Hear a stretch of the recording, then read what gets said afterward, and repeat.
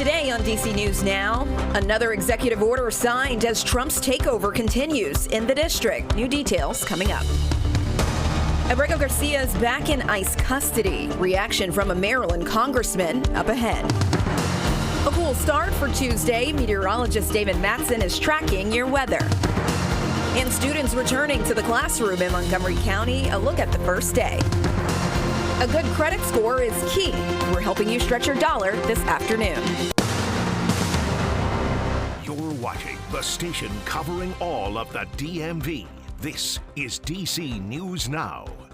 Good afternoon. Thank you for joining us for the news at noon. I'm Shanika Grimshaw. On this Tuesday, meteorologist Damon Matson is going to join us for a check on how it's going to be today. And Damon, it was fall-like today. I know. I mean, I was a little bit caught off guard myself, Shanika, with just how chilly it ended up getting there. Needed to grab the jacket, and many of you probably out there did the same because it's late August. We don't typically have to think about that, but I mean, this latest round of chillier air certainly had its effect. Here's what we woke up to early this morning in D.C. right along the Chesapeake. Still definitely on the cooler side for this time of year, but it did stay in the 60s. Elsewhere, though, how about 52 in Winchester and Manassas, 50 to start things out in Martinsburg? I mean, yeah, those are temperatures typical of a fall morning. Now, given the fact that we did wake up and have plenty of sunshine around throughout the morning, well, temperatures have rebounded nicely. We are climbing back through the middle and upper 70s, but that is still technically a little cool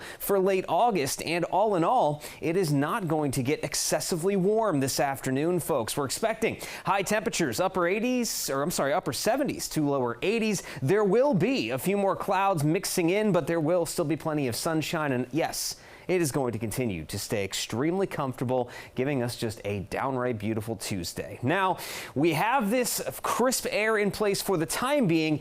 Is it set to last, or will there be a return of some warmth and humidity before August is over? We'll have a full look at your forecast coming up here in just a bit. All right, Damon, thank you. Developing now, D.C. reporting its first homicide in 12 days. D.C. police say a man was shot overnight on Anacostia Road in southeast D.C. He was taken to the hospital where he later died. Police identified the man as Frank Modi Jam, and police are asking anyone for information to contact them. And President Trump signed a flurry of executive orders yesterday addressing crime, zeroing in on D.C. He's tightening his grip on the district as federal officers have arrested more than 1,000 people since launching his law enforcement takeover just 2 weeks ago. DC News Now's Haley Mylon explains one order that would create a unit to police places like D.C. President Trump is extending the reach of federal law enforcement here in the district, all while he says he's got crime here under control. Now picture this. I'm standing in front of the Foggy Bottom Metro Station about 5 blocks away from the Lincoln Memorial and National Mall, a block away from Washington Circle. You come up those Metro escalators and you see armed National Guards. That could soon be a permanent fixture. Trump ordering a specialized National Guard unit to address safety in the district, deputizing the military to enforce federal law. He's ordering that the unit be trained and ready to quell civil unrest anywhere in the country. The order also includes hiring more U.S. Park Police and aims to give Attorney General Pam Bondi authority to address the operations of the D.C. police. He's ordering the investigation of D.C. landlords and the housing authorities' compliance with public safety rules. The order also includes increased scrutiny of public transit systems targeting worker safety concerns. All of this as he touts more than 1,000 federal arrests in the district and a 12-day stretch without a homicide in D.C. that came to an end early Tuesday morning. Washington is booming again. People are pouring in like we haven't seen for years. But Mayor Mariel Bowser pointing to the negative impacts felt among people in the district. Parents who need to make adjustments are going to be making adjustments. She says concerns about immigration enforcement showing up at public school campuses could lead to families keeping their kids home from school. That's a sad thing to say. Schools should be safe places. Now, the big question that remains is how this unit differs from the rapid response teams that we already have in the National Guard that are ready to deploy under a governor's command. This force could be commanded by the president. In Northwest D.C., I'm Haley Mylon, DC News Now. And meanwhile, President Trump saying he's eyeing more democratically controlled cities to crack down on crime. That includes Chicago. But the mayor of Chicago and the governor of Illinois are slamming those comments. They're warning President Trump not to send the National Guard to Chicago.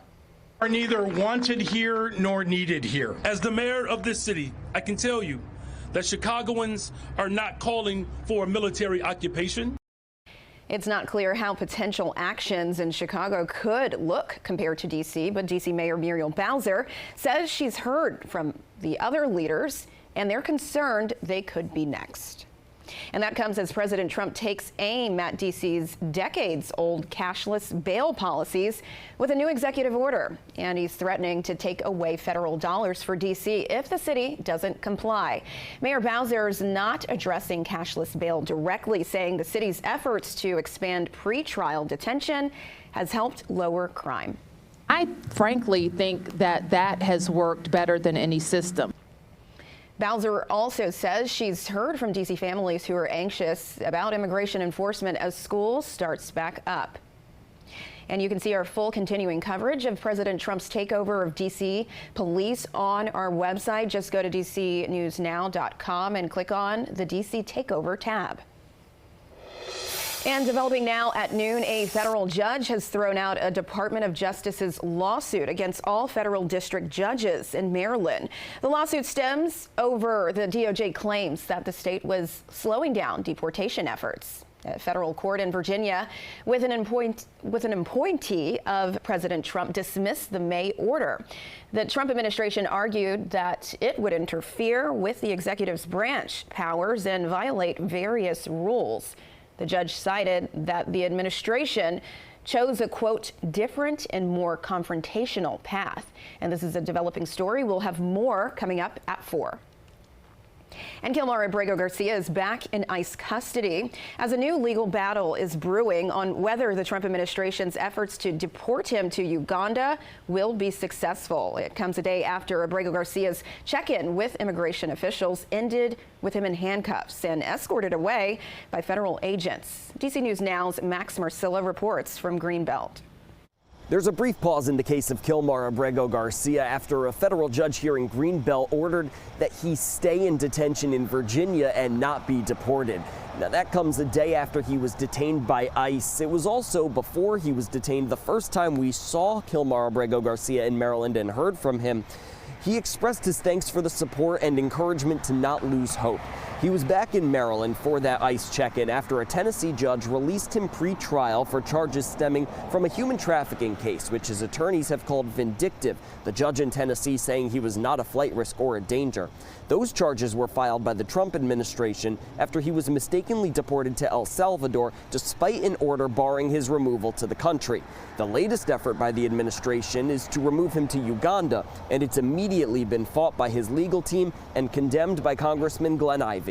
Apparently their penal system is just horrific over there. So, sending him to that, again, is another layer of punishment that they're trying to put on this guy that hasn't been convicted of anything. And with Abrego Garcia's deportation at least temporarily paused, his legal team is pushing for a credible fear interview where he can express why he is fearful of being deported to Uganda, his main reason potentially being that Uganda could then just send him back to El Salvador. Meanwhile, for its part, the Trump administration, including DHS Secretary Kristi Noem, saying the American people are safer without Kilmar Abrego Garcia on the street, and they vow to get him out of the country. Reporting in Greenbelt, Max Marcilla, DC News Now. And we've been following this case since Kilmar Abrego Garcia was mistakenly reported back in March, and we'll continue to bring you the latest as the government continues to work to remove him from the country. We'll have those details for you on air and online at DCNewsNow.com. And local civil and human rights lawyers say they're now taking action against law enforcement. Lawyers from the Black Lawyers for Justice announced today they'll intend to take strong legal action in federal court against any National Guard or D.C. police officer who violate the rights of D.C. residents. And turning now to Montgomery County, some lanes on 270 are back open this afternoon. And this is after 4 people were injured in a crash involving 5 vehicles. Now, the crash happened this morning between Watkins Mill Road and Montgomery Village Avenue. Emergency crews say those 4 people were taken to the hospital. Right now, no update on their condition. And class is back in session in Montgomery County today. Montgomery County Public School students, they've kicked off the new school year as more than 160,000 students return to the classroom. DC News Now's Kevon Dupree covers Montgomery County for us, and he visited a local high school for the first day and has more. There was a lot of excitement at Northwest High School Tuesday morning for the first day of school. We spoke with MCPS leaders, parents, and students about how they're feeling now that the new school year is officially underway. The beginning of the school year is all about fresh start. A fresh start for students, for staff, and for our families. It was all smiles Tuesday morning as students were welcomed back to Northwest High School. Here at Northwest, the community feel and the sense of community is so strong. Kids come in just with an excitement, and I'm just excited about the day. We're so excited. Dr. Thomas Taylor is entering his 2nd year as MCPS superintendent. We really feel like we're set up for success today and know that this is going to be a really good year. Northwest High School senior and student body president Peter Boyko is eager to get started. He wants to make his last year a memorable one. I've made some of my closest friends here at Northwest High School, and I'm just excited to continue building those friendships, continue having spirit at football games or events, and making new friends. Many parents are also anxious. Montgomery County Council Vice President Will Jawando has 4 children, each attending a different school. My hope is that they will just explore and that they would just become more of who they are. And that's really what education is about, exploring what you're interested in, learning. MCPS staff have high hopes for the new year. Students, we're excited to have you. We can't wait to see what you're going to accomplish this year. Thank you so much for coming to Montgomery County Public Schools. In Germantown, Kevon Dupree, DC News Now.